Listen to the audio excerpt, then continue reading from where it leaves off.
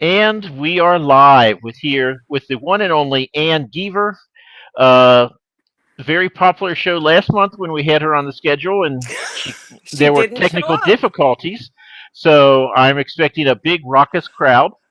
Ann, where are you calling in from? Pittsburgh, PA. And Pittsburgh. we met at Steel City Con We last did year. indeed. How long have you been doing Steel City Con?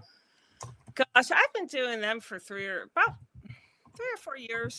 I don't remember exactly, but something around that. And you go 3 times a year to Steel City? Yeah, usually I sometimes I take a break and then I have to like beg to get a table. you Yeah. Which basically consists of just pestering poor Jillian until I get where I want to be. Um, but yeah, so I've gone many times. I mean, this next one will probably be my ninth or 10th time. I might start taking a break after this next one, but we'll see. I've said that a lot of times, and then I've just gone again. Do you still get reasonable return on that? Because I mean, I know Pittsburgh's a really big city and everything, well, compared to, what we have down in Southern Virginia. But Comic-Cons generally attract the same people, right? I mean, you don't get a lot Yes. of variance in who's going to a Comic-Con. But you still do well enough each time to keep going back. There's a couple different metrics that I weigh things by. The first is if I have a new book, yes, I do great. Because the people who follow me and who I've gotten to know, they all come back. I see them every time because, like you said, the same people come along. There's always a chance to meet new people. No matter how many times you've been at a particular show. So there's that, but then there's also, I think of it in terms of like awareness and brand recognition. I want people to see me. I want my name to be jogged, or their memory to be jogged the next time they see my name. And I'm also working really hard to grow my community, which includes email list signups. And I also get a lot of those every time I go to a Steel City Con. So, there's a lot of different metrics I measure by. Do I always break even money wise? Not always. But as much as it's about trying to make some money as a writer, it's also for me about getting to know people and those personal connections, because I have found that to be the most rewarding thing about doing live events. Well, yeah, it's nice when you make those connections. Those people are always good for your next book, Yeah, exactly. And like the email list thing, let's say I get 45 signups and like, Wow. 8 or 9 of them end up becoming fans. And well, then we've got a direct connection for years. And, the potential there in terms of breaking even really goes up. You have a big email list? Yeah, I've got about 3,800. So, it's reasonable. Nice. It's not massive. Lately, I've been surprised when people have been like, "Oh, that's a pretty big list." It is. Yeah. Did you get those all from going to shows and having people sign up on a? No. Gosh, I wish. No, I did like newsletter builders and things like that early on, just to kind of try and get some people into the system. I don't really do those anymore. I just do signups at events or signups through my website when people might want to get a free reader magnet story. Because I don't find after a certain point those builders aren't helpful anymore. Or at least I found they weren't. No, because you get people who are there for the free books or whatever it is. And right. That's pretty much all they're there for. Yeah. Exactly. I'm the same way. I used to do those all the time, and I haven't done one in a while now, and I just probably won't bother. Yeah, that's my feeling. It's a very quick diminishing returns. It's yeah, especially because there are only so many outlets for doing that, and there's only so many people in the author community who are organizing them, you know. So Yeah. it's interesting. I had a well, I don't know that she's young, I'm assuming. I had a new author ask me if I would do a swap, and I like to do swaps with people who have 300 people on their list, because I was that person once, and Yep. there were people who had a lot more people who were kind enough to swap with me when there really wasn't much upside for them. Yeah. And I still have to get back to her, but she asked me, should I keep swapping with the same authors, and I have to get back to her and tell her, no, don't do that. You want to swap with a lot of different people so that you can cast a wider net. But it just goes to show, like, after you've been doing this for a while, it's really easy to forget the things you didn't know when you started out. Yep. And then you kind of run across somebody who doesn't know something, and you're like, oh, no, don't do that. I did it, and it didn't work. Oh yeah. I tell people that I'm trying to make every single mistake possible, and I've made a good headway, but I still got lots to go. Oh, You I'm are sure killing you it, can Mike. do a lot more, especially if you apply yourself. So, Is that what you're and doing, Mike? You're not really getting onto the whole social media thing. You're just applying yourself to find all the mistakes you can, so other people don't have to. exactly. That is a pillar of the community, kind of socially conscious thing to do, man. And I have a question for you, because I told Ro and I was a little bit envious. So I was looking at your first book in your series, and do you know how many reviews it has on Amazon? Which book is this? 252, I think. Yes. How on earth did you get 252 reviews on your book? Which book, Ann? Love in an Undead Age. It took a really long time. That book came out in 2019, and I would say over 2 or 3 years, I got it up to about 100 and maybe 120, and it stalled. And I got super focused on newsletter swaps. And not only did I, start doing them, I started keeping track in my own spreadsheet versus the interface of the different book funnel or story origin. I started keeping track of how many clicks I got from each author. And then when I had new releases, anybody who I got 30 or more clicks from their newsletter, then I reached out to them and was like, hey, I've got this new book coming out.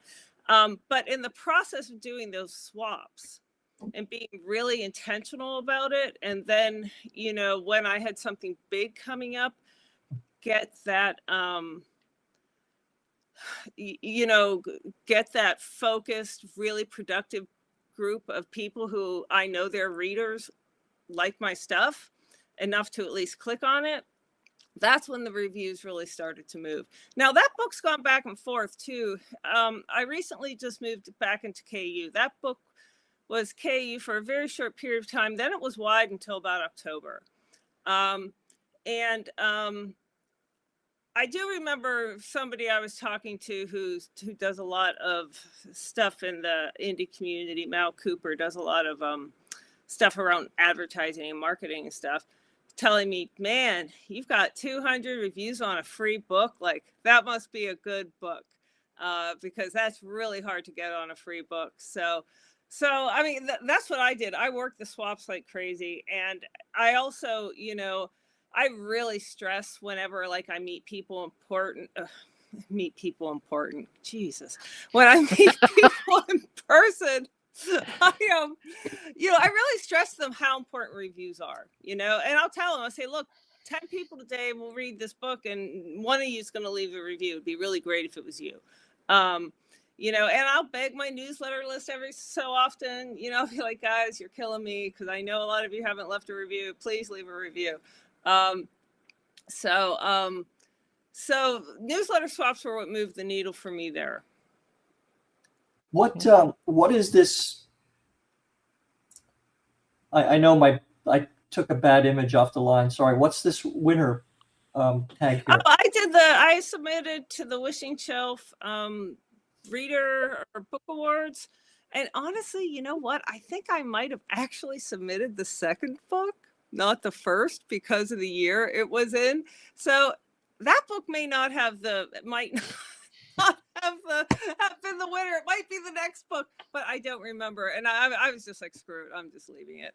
But yeah, that's an organization out of the UK, and the nice thing about it is that they have readers choose the winners. You know, they have a pool of readers. Anybody can apply to like be one, I guess. Honestly, I don't know how that works. I could just be talking out my ear. And you know, and then the readers all read it and they choose. So I thought that was kind of fun. So it's not like Reader's First Award, which is you pay some money and hey, we'll give you an award. This is actually people's opinions mattered. Yeah. People actually voted on this. You know, I Oh, mean, I had to that's pay good. an entry fee, but people actually voted. So, and now That's I have like, it's so funny because things are important to you as at different points in time. yep. And I couldn't be less interested in awards anymore. You know, yeah, I could apply or I could enter or whatever, but you know, it's not going to. That's not the kind of thing that moves the needle unless you win, like, you know, the Bram Stoker or something. You know, Right. you know, because I've had people ask me too, like, well, will that really help me get on the map? And it's like, probably not. Yeah, I mean, at the same time, all the gates to, entry have been lowered. Of course, you have a big rush of people so now instead of a writer being against, 1,000 other writers, you're against 100,000 other writers trying for the same kind of, the pie hasn't gotten any bigger, right? So yeah, it's definitely a saturated marketplace nowadays, you know, and it's only getting more so. I think that the best thing to do is to do your best to carve out a readership and then build a community around that. That's what I'm doing right now. So, Anne, I would recommend to you. I know you said you're not in the competitions, but bear with me. Have you heard of Spiffbo? I have not. So that's the self-published fantasy blog off, which is a terrible, terrible name.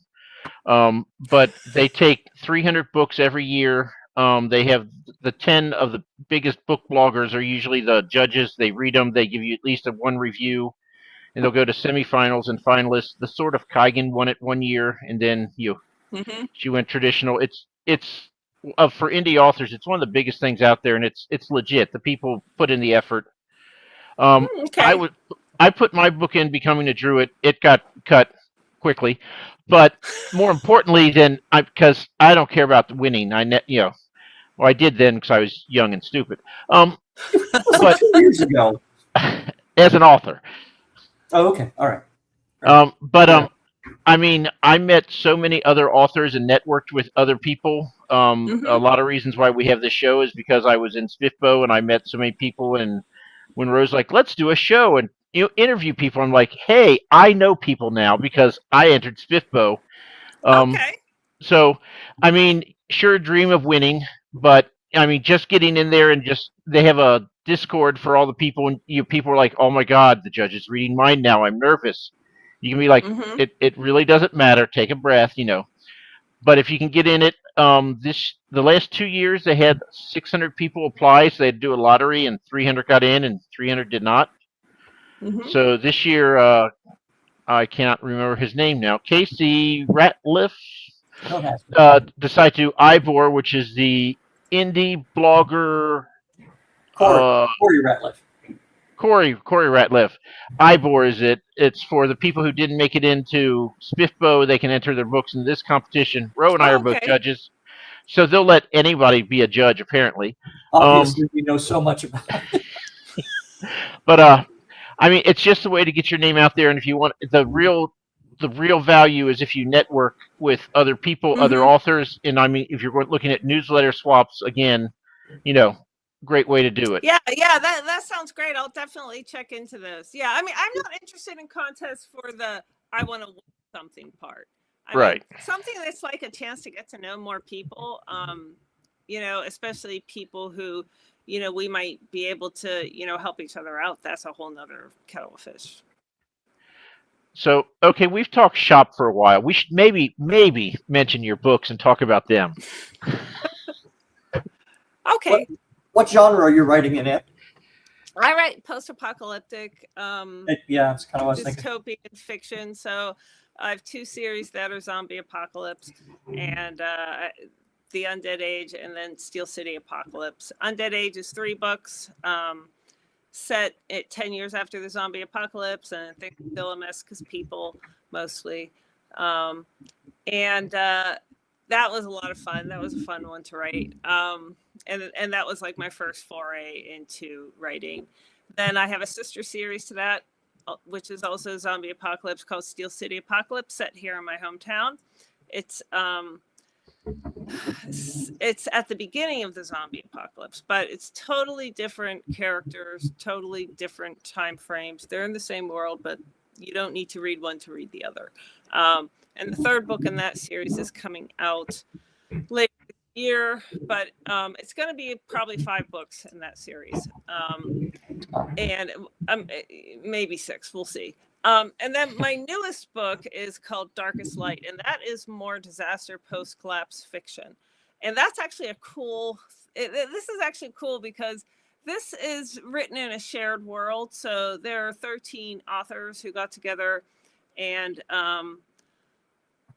we decided on a disaster, which was a solar flare that knocks out, electronics, the vast majority, all over the earth. And then everybody is writing their own series in this shared world where we have these certain conditions that we have agreed upon. And, then we have like crossover, at least for the first book, we have like kind of crossover Easter eggs with other authors. Which kind of makes it fun, because I've heard from people who are like, oh, I found the thing in this book, I found the thing in that book. And then everybody's free to develop their story however they want, so somebody might have a typhoon in their series within, and I don't. But in that first book, the environment is more tightly controlled, about like what kind of things happen. So anyway, but that's been a lot of fun. And I was a little nervous about writing it, quite frankly, because it was on a deadline, and I hate writing to deadline. It's really stressful. Yes. And B, this is essentially in the EMP genre, and people can be kind of picky about if you get this or that wrong. And finally, I was just like, you know what, it's fine, just do it.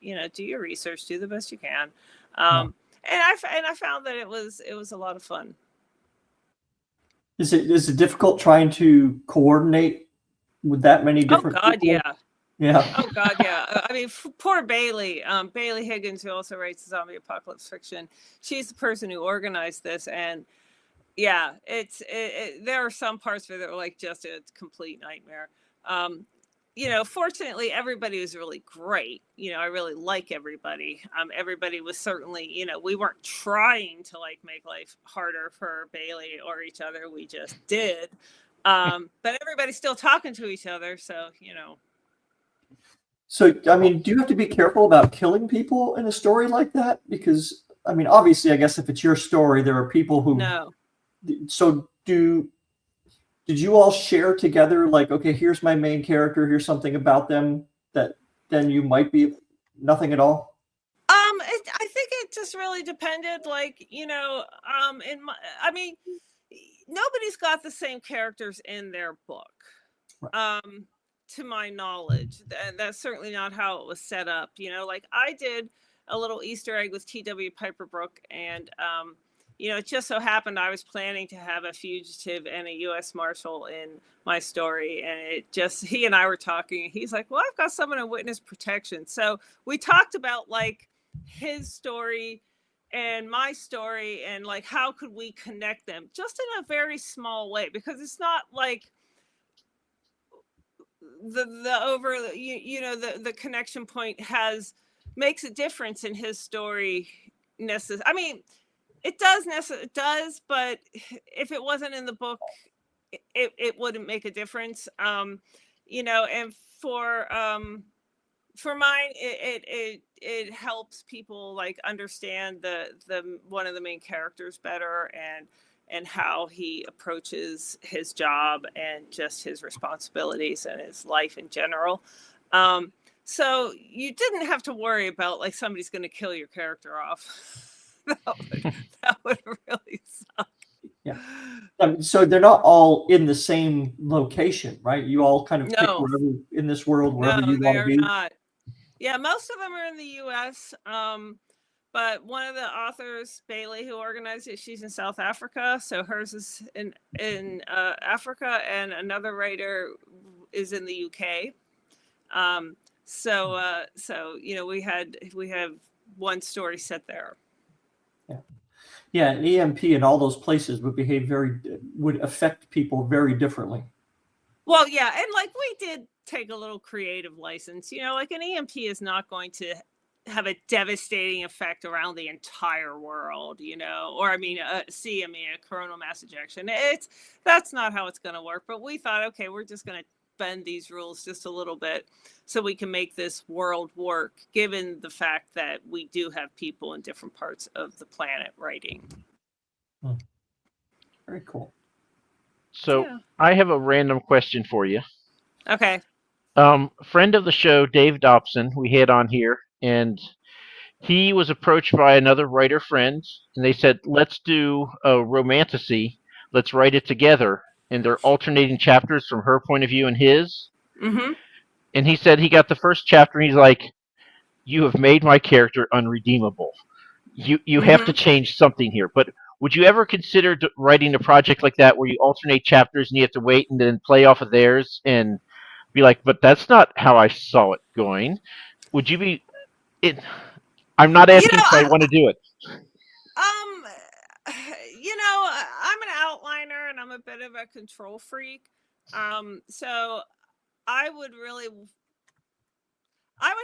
have to be a lot of things in place in terms of agreeing on certain parts, like agreeing on a plot, and agreeing on the plot points and whatnot for me to do something like that.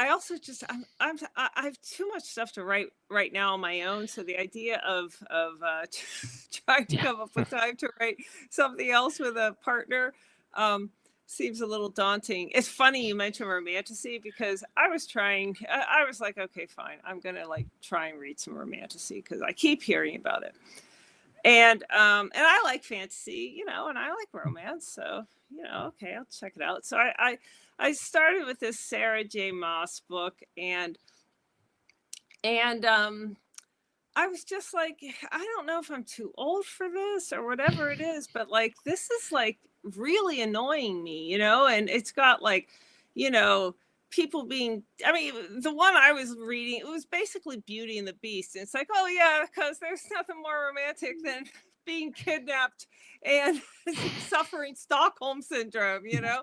And so I put up this, I made this little image, and I threw it up on my Facebook, and I was like, does romantasy make anybody else want to throw up in your mouth a little with the gorgeous dresses, rich carpets, Stockholm syndrome, and blah, blah, blah? Oh my God, the responses I got to that, it was hilarious. I mean, it was really funny. I mean, most, you know, people were like, oh, you shouldn't try that book. You should try this book. Or, you know, oh, I feel that way too. Or, you know, some people were like really offended. They're like, well, you shouldn't write off a whole thing, and you're, you know, dumping on someone. I'm like, I'm not dumping. I'm just like, you know, expressing my opinion, you know. My opinion has no relation on, you know, like your enjoyment of something. But it was just really, it just was really funny. I guess it speaks of popularity of the genre, but oh God, I couldn't write that. It would make me crazy. There are certain ways to definitely get a response on social media. That's one, obviously. I wasn't even trying. I just was like, threw it up as a silly, on your next social media post, do something. How about you think Yoda is the best character in Star Trek? Yeah, exactly. Well, the you thing is, know, I don't do a lot with social media anymore. I do a little bit, but I don't really spend a ton of time on social media. I find it to be a time sink and a soul suck. Um, so that was another reason it really shocked me that like I got so much reaction to it, because I mean I can put something up and get like 2 likes, and that's totally typical. So I was like, wow, this is very strange. So you are what, on Facebook as far as socials go? Are you on anything else, or? I do Facebook and Instagram. I do Instagram more. I mean, quite frankly, I do Facebook out of obligation, just because, like, people are there and whatnot. And on Instagram, like I'll do some promotion for different things I'm doing, but mostly I just do stuff about my life. And people really like that. My dogs, cats, Oh yeah. all that kind of stuff, what I what cake I baked for a party kind of thing. I just do that kind of stuff. I don't do it so book heavy. I mean, yeah. So I mean, I liked Instagram better when it wasn't all videos. I actually really Yeah. miss like pictures, but that's because of my age, probably. I'm the same way when I read like news sites. It's like a video of this story. It's like, I don't want to watch a damn video of the story. Just let me read it, Yeah, Get off my lawn. I don't know. So yeah, exactly. this is me yelling at clouds when people post on Instagram and there's just music blaring. I'm like, but there's no video. There's no need for music here. Stop it. Oh my God, that's the quickest way for me. I'm like, okay, I'm done. I'm done with Instagram for the week. I don't think you're So the That's target funny. demographic, Mike. I am not. That is a given. What kind of dog? So that's mine. Oh, that's yours. Okay. Yes. Yeah, mine are actually behaving. I'm stunned. I'm surprised that mine has behaved as many times as he has. Um, So so when did Darkest Light come out in?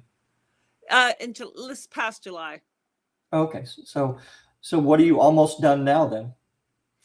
I am almost done with the third Steel City book. I am in what I'm hoping is my last round of big revisions. Then I will send it off to my friend who will tell me what's wrong with it or what isn't wrong with it or whatnot. And I'm really hoping she'll tell me it's pretty good to go, because the last time I sent it to her thinking it was good to go, she was like, this is that shitty first draft you have to write to get it out. And she was right. She was absolutely right. And every single and the book was a bear to write. It was terrible. So yeah, tons of work on this book to get it where it needs to be. And but I'm really hoping that this time when I send it to her, she'll be like, oh, this is so much better. So we'll see.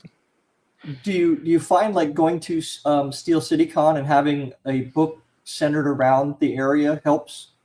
Oh yeah, people love the Pittsburgh book. That So you really appeals you include to them. things around the city that people would recognize Sure. in your story, yeah. Yeah, and just different neighborhoods, locations. Like in the first book in my series, one of the main characters is a zookeeper, and she and other people get trapped in the zoo. So now my zoo is not called the Pittsburgh Zoo; it's called the Tri-State Zoo, but it's the Pittsburgh Zoo. And anybody who has been to the zoo, when I talk about the different places, they know exactly where that is, because they've been there a bazillion times. Like, or just going to the different neighborhoods and whatnot. So yeah, people really like that. That really appeals to them, and it appealed to me. It was a lot of fun to write. Think about like what I wanted to have in that, and like I put a Pittsburghese glossary in there. Pittsburgh is the local vernacular accent, and all of our little sayings that a lot of people would have no idea what we're talking about. So you managed to work the word yinzer in there and things like that? Oh yeah, yins and slippy, and and just like explaining the pronunciation of things, like the zookeeper character, she's actually from the UK, spent most of her life in the UK, and like she's befuddled sometimes because she's like, what are they talking about? What did they just say? So it was kind of fun playing with that. So There's a YouTuber goes by Pittsburgh Dad. oh yeah, he's great. Yeah, and that he is so funny. Oh. It's almost more interesting than the games, is to see his take on the games. Oh yeah, the NFL Dad game. watches Twilight. Oh my God, that was one of the first Yeah. first ones I ever saw. I just about like died laughing, and then he's like, and then the wolves are fighting the vampires, and like the second I heard him say wolf instead of wolf, because I was living in California at the time, I was dying. So yeah, and like it's so funny because like I know that guy. I know that guy. He's about 20 guys in my life who are like, oh my God, I was praying to have a stroke to get out of this. I mean, I know that guy. Some of my brothers are that guy. He doesn't actually sound like that, though. I mean, obviously he thickens it up quite a bit for comedic purposes. It up, but if you were talking to him and knew what to listen for, yeah, I guarantee he's got a Pittsburgh accent, even if it's mild. Like when I lived out west, especially when I was young, when I first moved out to California in my early 20s, I worked really hard to lose my Pittsburgh accent. I did not want to have that because you know how it is. I was young and I wanted to be worldly and blah, blah, blah. And I did. I lost it. Every once in a while when I'd get really tired, I'd say sour instead of sour and things like that. And then I moved back to Pittsburgh and I didn't realize it had crept back in. I also wasn't so snobby about it, at that point in time. And my husband, we weren't married then. He called me. We hadn't been in touch. And he was like, you sound really weird, because he had met me in California when I had worked very hard not to have the accent. And yeah, now I just sound weird. Does he sound like that now too? Oh, no. He's from the West Coast. He's from Tacoma. Just not picking it up. I find that when I go home, back to where I grew up in northern Vermont, my accent will come out a little bit. Well, yeah, you start losing some letters and, doing some, that there stuff, Boy, Jesus. Oh. Exactly. Yeah, and that used to happen to me when I would come home to visit, but yeah, it's all crept back in now. I mean, it's not as much as it was before I left the first time. But yeah, it does sneak in there. So when you're at a show in Pittsburgh then, and someone comes up to you and they're talking Yinzer, quite heavily, do you adapt to that? Do you like? No, I just talk the way I talk. See, okay. when I was a kid, my mother was an English teacher, and yet the heavy Yinzer accent was considered very low rent. As far as my mother was concerned. So there were some things we said, but a lot of it we didn't say. As far as like how we pronounced words, yes, we did that. But there was a lot of it that like I did not say yins as a kid. That was not something we said very often. I say it way more now than I ever did growing up, even though I had friends who said it, So so there were some things we did, some things we didn't. But now it's and it used to be this kind of embarrassing thing as far as the city goes culturally. Like it was embarrassing, and you left Pittsburgh and you wanted to lose the accent. But everyone has rather gotten like very fond of it, and embraced the idea of things just being Yinzery or not. Yeah. And that's really great. I really like that. I think a lot more people are a lot easier with, all of that now. They all kind of just accept that, people from Kentucky talk weird and there's nothing you can do about it. Hey now, a Vermonter cannot say anything. Oh yeah. So anyway, EL's getting feisty in the comments. He likes to ask questions too. He's the third interviewer. So how many books do you have out? What's the next release?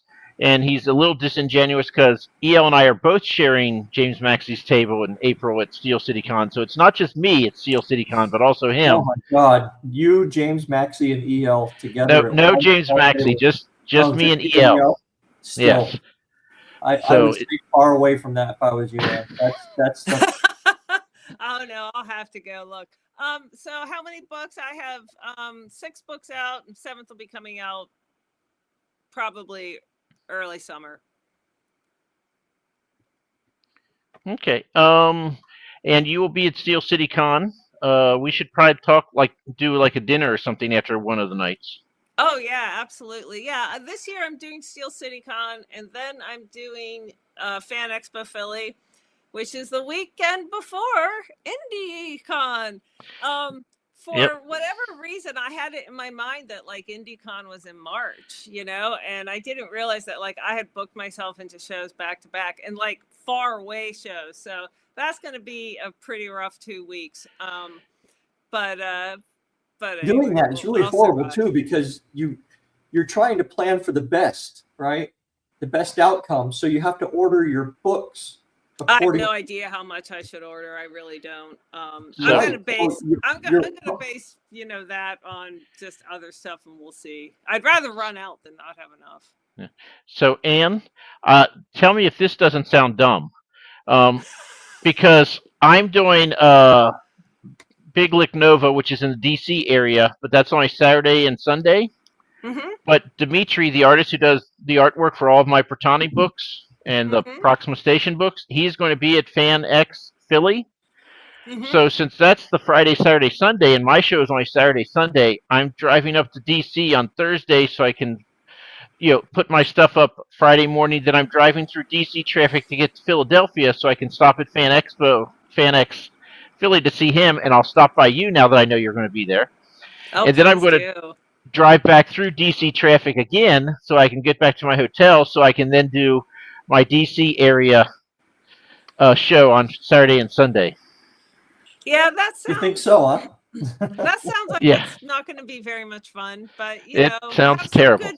Have some good music and audiobooks to listen to. It'll soften the blow. Mike, And here's a suggestion. Don't go through Baltimore and DC. Swing out west a little bit and grab 81 and take 81 to 60. I am at the mercy of Google Maps. Oh, hey Corey. Yep. There's a note there from Corey. No, I haven't. I would. Oh no, that's not true. I did do. Oh God, this is so funny. I did do a panel. I did do a panel at Happy Valley Con. It's a little one up in State College. The funny part was there was a. This is so funny. My brother was like, "This is like Napoleon Dynamite." There was a thing about graphic novels. And I knew one of the authors on that panel, and they were doing a little thing. And I thought, well, I wonder if they'll let me just pop in. I mean, I don't have graphic novels, but I can ask. So I go to ask, and the guy who organized it, whose name I don't even remember, but he was quite the queen bee. He was like, well, it's for graphic novels, so no. And I was like, whoa. I didn't care that he said no, but he was a real dick about it. And I mean, he was such a dick that like some of the other people were like, oh my God, and I was like, oh, okay, well, sure, that's fine. So, off I go. Really, really annoyed, but whatever. And I was telling my brother about this, and he's like, you realize how stupid this all sounds, right? You can't be on our comic book panel. you know, and I was just like, yeah, it is pretty ridiculous when you think about it. So it's a good story, and it's also, I also use it for myself as a reminder to, it's not hard to be nice. It really isn't. So all the things to be precious about, though, people are precious about a lot of things. Yeah, I mean, I write books, I write stories I like. I do not kid myself that they are great literature. They're really great stories, and I am a really good writer, but I write zombie apocalypse fiction. That's pretty, it's not going to win the Nobel Prize. And that's fine. So yeah, not curing cancer here.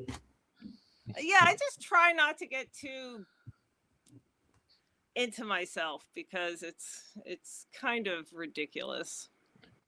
Now, one of your hobbies you said is you're a knitter. Yes. Do you knit things for Comic-Cons? No. Because I see people knitting during Comic-Cons, and they're making like dragons and crocheting mostly, I think, but just all kinds of weirdness, Yeah, You I do too, but no, I don't do that. I sell books when I go there to sell things, and that's what I do, and that's more than enough. Yeah. I don't need to be like making little kits for zombie stuff or whatever. Little zombies. I mean, I love them. I've seen people like with zombie hats and stuff, and I'm like, oh man, that's such a great idea. But no, I'm certainly not going to. I'm certainly not going to. Here's my kitty. I'm certainly not going to start doing that because you want to talk about like something that like you put way too much time and effort into that you then have to price appropriately that no one will buy because they don't want to pay the appropriate price to make it worth your time. That's handicrafts for you. Well, can you imagine if you charged books by the hour, right? Oh my gosh, me, how many hundreds of hours to do, and my time is worth X amount of money per hour, blah, blah, blah, blah, blah. That book will be $6,000. Oh my gosh. Yeah. It's like, my husband and I kept bees for a while and we weren't the greatest beekeepers. We would get honey, but we never got like massive amounts. And I took this pint jar down to my dad's one day. My one brother's like, so like, is this economical? And I was like, dude, this is a $500 jar of honey at least. Yeah. There are some things you do just because you like doing it, And yes, exactly. Or it seemed like a good idea at the time. Right. Yep. And writing is definitely one of those because, you're giving money to an editor, you're giving money to a cover designer, you're giving money to somebody else. Oh, it's a black hole. If you look at it, it's like, okay, how many books do I need to sell to break even on this book? And will I ever do it? Seeing how, what was the number, Mike? Like 95% or something of all authors, traditional authors don't sell more than 300 over the lifetime of their book. Right. Well, I've already done better than that. Yay. So I have a quick question I want actually for our people in the comments. I'm going to share a picture and I want you to just tell what is actually going on here and what are these people doing. So where did it go? Did I not just share my screen? There it is. So who is in charge of this motley threesome and what are they doing? And yes, so any thoughts you have on this picture here? Well, you look like somebody's hurt your dog, man.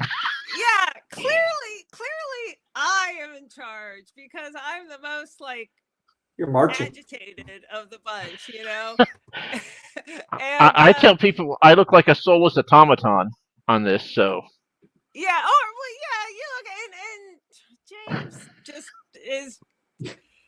If that's his serious or aggro face, then I don't know what to do with him. Mike looked like he got a phone call that told him he has to go prep for a colonoscopy. and James looks like he overheard it. Yeah, very much so. When I see this picture, it made me instantly think of this. I'm not sure why, but it did. What's the $100 hamburger all about, B?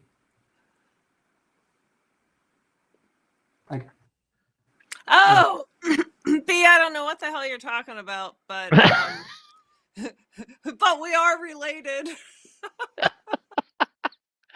And shout out to Mark. I am so I'm so blind. I have to keep looking in to see. Oh yeah, we're all getting there. I got these just last week. so I can see my computer. And it Oh, actually helps. I should be wearing them all the time, actually, but I get glare. yeah. Light shines on. So Oh, I that's used to play a funny. game with I used to play a game with my nephew when I was on the interstate. I'm driving, I'd take my glasses off, and I'm like, Jeff, I'm going to tell you when I can read that big green sign. And then I would go and I'd be like trying to read it as I'm speeding past it because, of course, I'm going 85 because why would you not? Um, yeah, yeah. Yeah. And I've he's been on always those like, trips. Uncle Mike, I don't believe you. I think you're just trying to scare me. And I'm like, well, it's the honest truth, but yes, it is meant to scare you. And now And he's like, he doesn't want to get in the car with me anymore. yeah, I don't know and why. fact is stranger than fiction, and sometimes scarier too. A lot of cars now, though, have like my car has like pretty good lane assist, right? Where if you take your hands off the wheel, it will just track right around a curve on the highway really nicely. And Yeah. I do that to my daughter. I'll just like take my hands off the wheel and turn around and go, so, you know, you ever notice on TV how people don't look at the road when and she's what? Which is great fun. See, I turn most of those safety features off on my car, so Oh no, it's fun to have that. That's a nice feature. You should leave that on. You should leave all the safety features on, Mike. You should probably go get a few more. As a matter of fact. Ugh. So, are you going to just keep writing zombie apocalypse, Ann, or is there going to be something else that you're going to try your hand at in the future? I'll always stay like kind of toe in the water with zombie apocalypse, just because I've got people who read that, who like it, who like my stuff, and I've had ideas, for other stories in the Undead Age world, but I do have a lot of other things planned. I've got some post-apocalyptic, some not. I've got this plague series that I would really like to write, about a young kid, set after a really terrible pandemic. That is based on a short story that I wrote, and I was like, oh, this could be a book. I've got an urban fantasy series I would like to write. I just had, like, I don't know, 6 weeks ago, a fantasy series idea that I want to write that is based on around Irish myths, because my dad's from Ireland, and now that he's older, because he'll be 92 next month. Oh wow. He like in a week, I think. He speaks in Irish a lot more. When we were kids, he never spoke to us in Irish at all, but now he does it a lot. And I think he enjoys like us trying to figure out what the hell he's talking about. Quite frankly, and there was always a lot of pointing at the table. You'd lift up the salt, you lift up the pepper, you lift up the sugar until like dad nods. There was always that growing up. But anyway, they were talking about what do words mean in Irish, and my sister told me that the word wolf in Irish is called Mactira, and it means son of the land.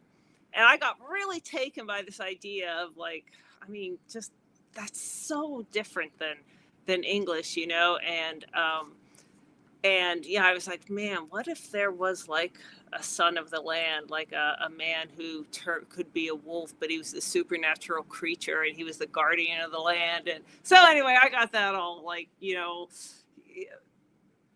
the hopper, something I would love to write. But I got to write a couple other things first. Yeah, there's never any end of stuff to write. That's never an issue, really, is it? No, it never is. And I love when people are like, I have an idea for you. It's like, I'd love to read that book. Why don't you go do it? That's right. You knocked that out. Have you had the person who's come to your table and it's like, I got an idea for a book and I need help, and you're like, okay, what's it about? And they're like, oh, I can't tell you. You'd steal it. And you're like, do you know how many stories are in my head? Yeah. I haven't had that exact one, but I have like seen it around, and it's like, yeah, that's just a very new or aspiring author misconception that there are not enough ideas out there, and that yours is Yeah. somehow so great that everybody else would want to steal it. And it might be great. I'm not saying it isn't, but I like my ideas, quite frankly. Statistically, the odds are low. Exactly. I had a kid who did that. I say kid, he was probably like 21, so definitely a Yeah, child. he's a kid. And I was like, look, dude, you're 21, I'm 54. The likelihood that we're going to take the same prompt and write the same story based on our life experiences that we've had and everything else is vanishingly small. I am more likely to end up with a supermodel as a girlfriend. Just you got to get over that. And he's like, well, I can't tell you anything about what I want to write. I'm like, then I don't know how I'm supposed to help you, because you got to tell me something. Yeah, you can only get them so far. I know I had this really great writing group when I first started writing my first book, and for a while there, like, some of us weren't, and it wasn't like we were all friends. It wasn't like people were worried you're going to steal my idea, but there would just be this kind of someone would make a suggestion, be like, oh, it's not going to work with the story. It's not going to work with the story. And then one day I was like, maybe if I tell them where the story is going, like, they might actually be able to give me suggestions that are really going to be helpful. So then I started talking about, like, well, this is where the story's going. So this is why I don't think that will work. But, what do you think would? And at that point, everybody started talking about, like, the whole story and where they thought they saw it going. And it just made it a lot easier, Yeah. And I mean, and things change, like, heck, the beginning of, or the end of my first Undead Age book is totally not what the end actually ended up being. The end of Darkest Light is not what I originally wrote it as, and that was kind of funny, because I thought, just for shits and giggles, I'm going to ask ChatGPT to do developmental edit. And it did. And it, was really interesting. It was very comprehensive. And it said the people might not like the ending because I did X. And what would be more satisfying for readers is Y. And I thought, what do you know? And I sent it off to my friend Sarah, who, is always right. And she said, I was really surprised you did X at the end. I really thought you might do Y, and I really wanted, and I was like, so I rewrote the ending. So that's good that it's good that it's a useful tool that way, at least, it's not, it's not pointless. I like thinking around with that stuff, especially for, like, that kind of stuff. I find it really helpful. Sarah is an AI.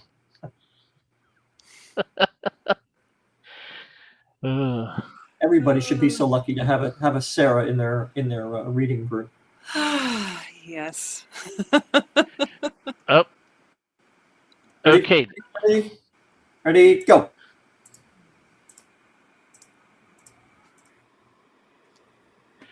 Wow, that was fast. You could almost was quite the montage. Yeah. Ready to go. I'm really sorry about the quality of the images. I don't know why they stink so bad. They look all right. This is her latest, I'm Trinity. half blind. And this is her first series. This is like the whole complete series. And then she has a Steel City Apocalypse series. Book 1, Book 2, and Book 3 is what's coming out hopefully in June, July. Yeah? Yes. All right. That's it. So, Anne, I can tell you that you got at least one sale off of this show because I bought your book just before we went live. Woohoo! Which one did you buy? The audiobook for the first one, the Undead Age. Oh, okay. Yeah, that's cool. That's cool. I was just today trying to coax my narrator to commit to doing the third book. Otherwise, I'll find somebody else. And I understand it's a beast of a book. So we'll see what happens. Keep your. You have all your books on audio? I have audiobooks for the first two Undead Age.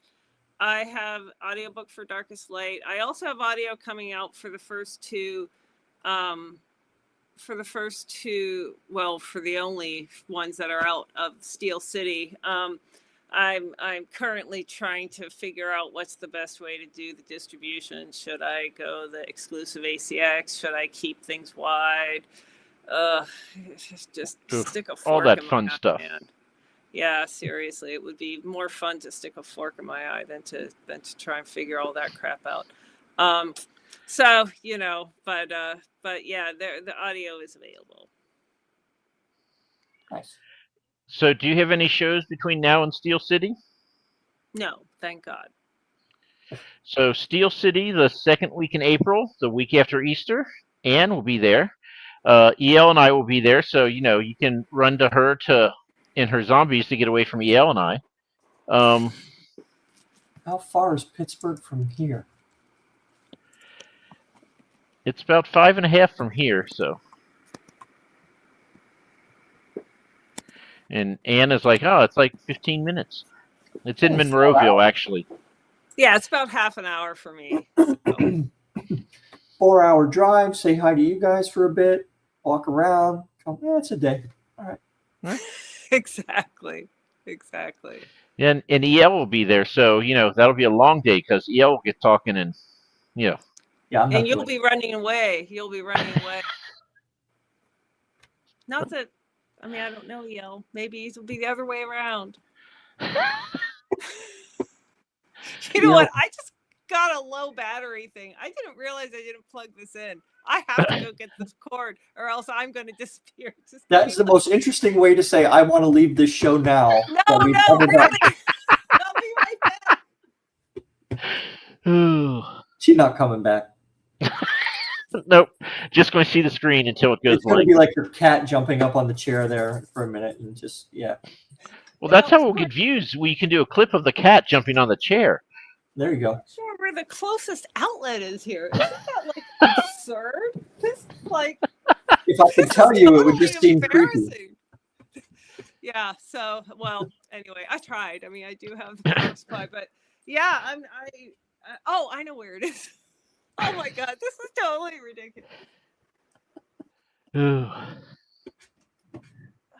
dessert fork meme has escaped containment.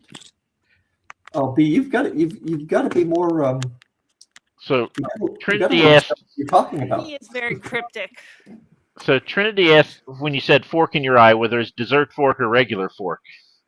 And my sister came up with a red hot eye poker fork years ago. She packaged it all up and sent it to my mother with instructions because my mother had been complaining. It's the red hot eye poker fork. Oh, okay. I'm glad that people put thought into this. Oh yeah, absolutely. Yeah, she mangled up all the tines and painted them red so they'd look like they were glowing and put it in a box. And my mom actually had it on the wall in the kitchen for a while. Nice. Your parents have weird stuff, right? Don't all parents have weird stuff that their children fill their houses with? My dad has a box with a hole in it, and it's important to note that he only has these fingers. Okay. Right?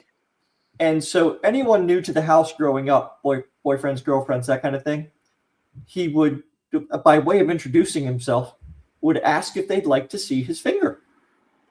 So he'd take this finger and put it up in the box, and he had a bed of cotton in there, and he'd have the box on it, and he'd have them lift up the box, and they would see a finger, right? And it's oh my God! It's oh yeah, we preserved it. It's lifelike. You can touch it. And of course, after a while, they would reach in and touch it, and he would move his finger, right? Which would always produce the exact same result that you would want and expect from someone doing that. Yeah. Oh, parents, they're so embarrassing. I know. Well, our parents are about the same age. So I think maybe it's that generation that, Yeah, my dad did never do anything that mortifying. Thank God. I'll have to thank him. Explains a whole lot about me, though, I guess. So. Anyway, there you go. That's hilarious. So, Mike, what do we have coming up? It looks like a busy week. We have shows all this week, 4 days in a row. Oh my God! I know. Don't sound so excited. Oh, well, tomorrow at 8 p.m., Mike, 8 p.m. Yes. With Darren Hanshaw. Okay. Yep. And then a writing prompt show at 7, which is a reasonable hour on Wednesday. And then 8 p.m. again on Thursday with Sean Fitzgerald. Okay. And then, then we have a few days off. Okay, awesome. Yeah. 4 shows this All week, right. and then we get like the weekend off. We're doing 7 p.m., 8 p.m., 7 p.m., 8 p.m., just to keep everybody's schedules really, so they can always know when to tune in and find us. We change it every day. Well, So that's why you should like and subscribe and get notified. Yes, at the hour. How for the many first episode. shows do you guys usually do a week? It depends. However many It Mike depends. schedules. Yeah. So I Okay. normally schedule 2 interviews, and then Ro, the overachiever there, decided he wants to do a random writing prompt show every freaking week. So now we're up to 3 shows a week in general. Oh, okay. Yeah. So, and How then dare sometimes, you? What's that? sometimes I do a creature creation, which is usually on Friday nights, which I really need to do another one of those. But so yeah, it's just we're gluttons for punishment, and we complain It about sounds it, like but you're we having do too more. much fun. Well, I'm not writing when I do this, and I have a valid excuse. So That's Hey, what it you is. gotta find your procrastination methods where you can. you can only clean that refrigerator so many times. This is true. This is very true. We have mastered procrastination. My Absolutely. sister actually kind of chased me away today. She was like, "Go home and quit procrastinating." I was like, "Oh boy, it's that obvious." Okay. See you later. Love you. Take up day drinking or something. There's other ways to kill the time. It's not quite that bad, but there have been times. So Tell Yeah, yourself you're okay. going to be the next Ernest Hemingway. Why would Do you the want to day do that? drinking. no, I'd rather keep my head all in one piece. Thank you very much. Also, rather not be a hack. But, I haven't read Hemingway since I was in high school, and the short sentences made me crazy. Thank you. Thank you. No, I don't know what I would think now, but I was just They're like, still oh short, my repetitive God. sentences. That made me absolutely nuts. Yes. So. See, Mike, it's not just me. I've only read Old Man in the Sea, and that's the one I'm talking phenomenally good. It's I horrible. read for Whom the Bell Tolls, so. I tried that, and I just bounced off it. So I'm like, and Think what you will.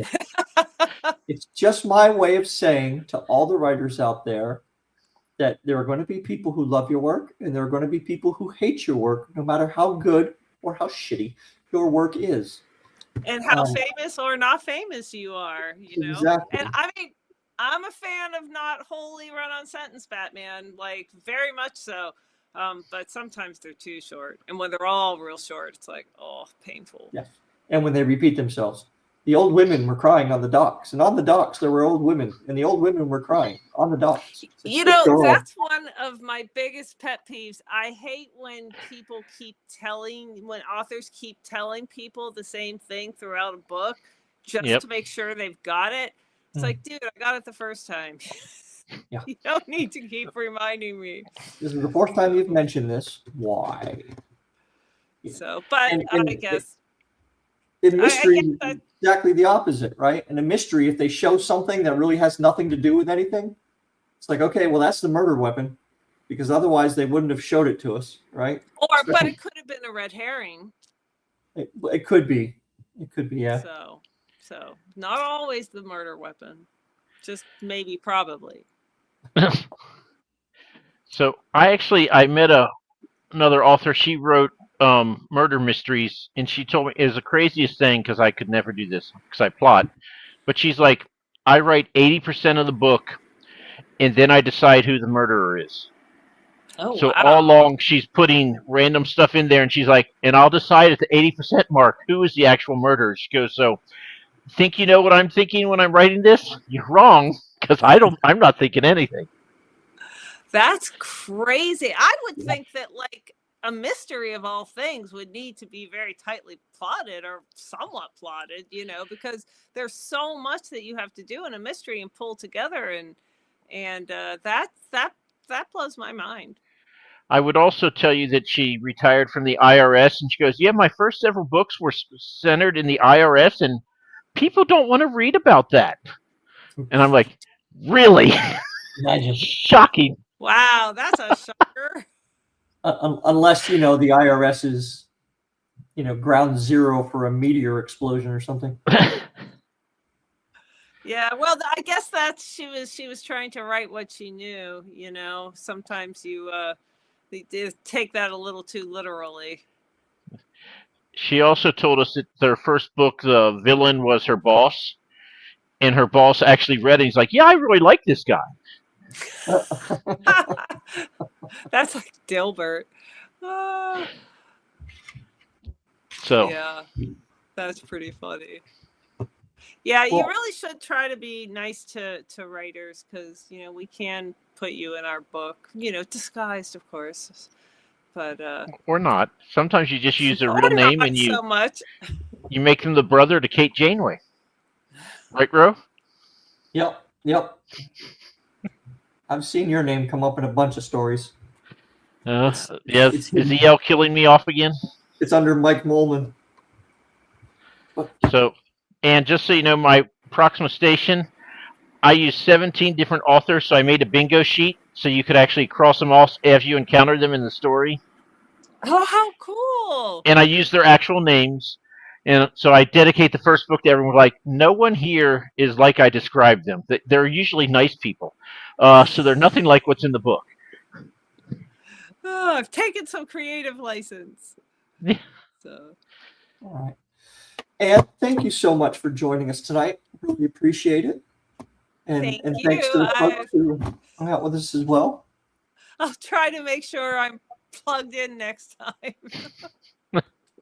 That's what happens when you live in a house where there are no good places to set up except for the place where my husband put all this stuff. I have one really good place to set up.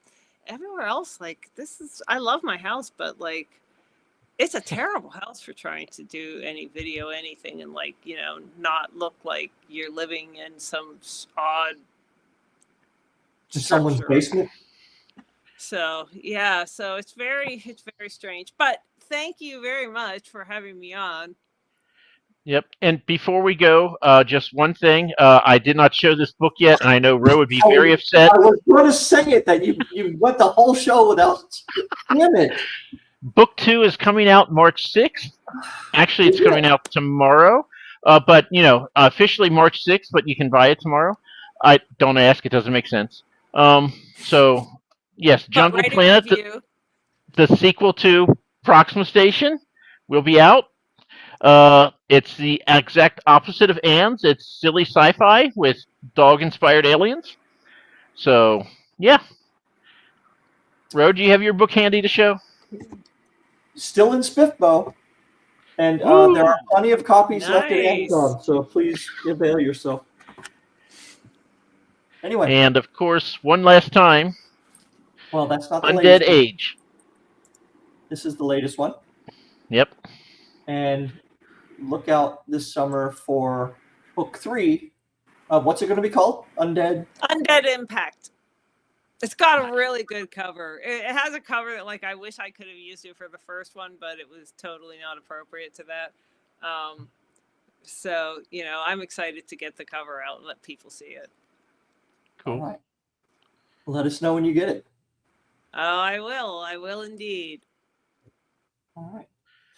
Well, thank you, Anne, and thank you, folks who hung out with us this evening. And hopefully we will see you tomorrow at 8. Okay. All that's left to do is to wave awkward.